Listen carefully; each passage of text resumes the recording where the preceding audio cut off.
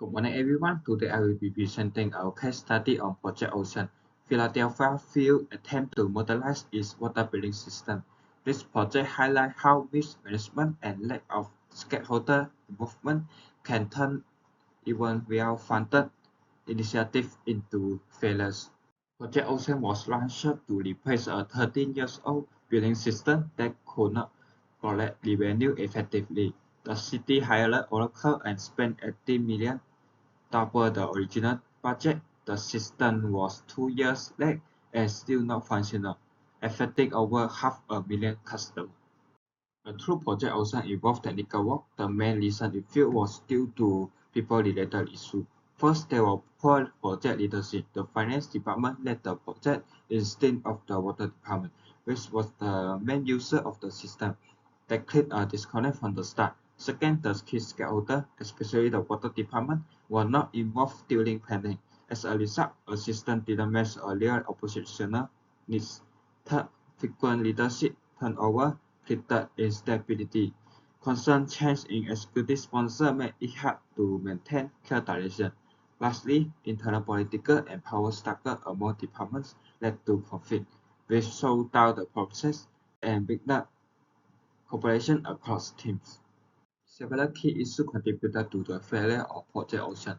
First, Oracle lacked experience with water billing system. They had only worked on basic customer service system before, not full-scale billing solution. Second, the city put all its trust in Oracle without involving any backup vendor or domain experts. This over-reliance was a major risk. Third, there was a misalignment between user and management. The system was designed without proper input from the water department, which led to functionality gaps. Lastly, the business processes were poorly defined. Without a clear scope or workflow, it was difficult to implement or measure progress.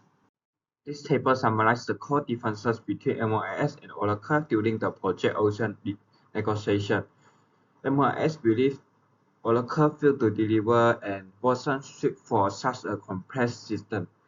They expected a fully customized solution and now want a renegotiated contract with more oversight and defined performance goals.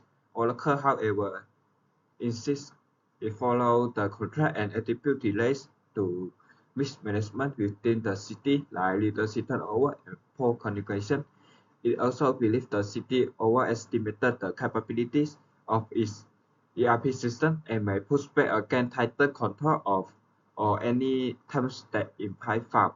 These differences highlight why the negotiation has been so challenging. The next question is, can the project be safe? The answer is yes, the project can be safe, but only if clear changes are made.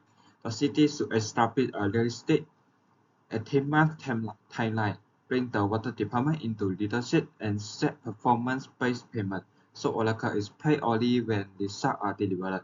There should also appoint independent third-party oversight to monitor progress, and include a solid risk management plan to avoid more disruption. But if this cannot be reached, the result may be a win-loss situation. Either the city lost its 18 million investment, or Oracle take a serious hit to its reputation. A settlement like partial delivery or refunds could offer a middle ground. Until both parties agree, the project remains on hold with no billing outlet and ongoing revenue losses.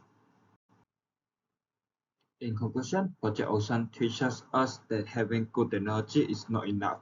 You need the right team, clear planning, and strong leadership. It's important to choose experienced vendors, involve the people who will use the system, and manage the project well. If these things were done early, the project might have succeeded. That's all for this presentation. Thank you.